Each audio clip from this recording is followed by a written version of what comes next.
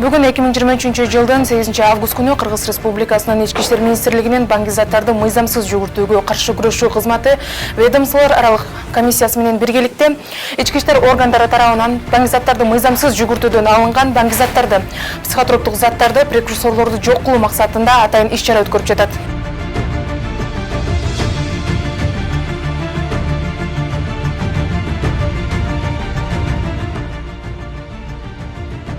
Сегодня служба. Өрттөө учурунда 450 килограммдан ашык баңгизат күйүп, алар 500 градус температурада өрттөлүп жок болгон. Баңгизаттарды өрттөө укук коргоо органдарынын кызматкерлери жана ыйгарым укуктуу эксперттер тарабынан көзөмөлдөнгөн.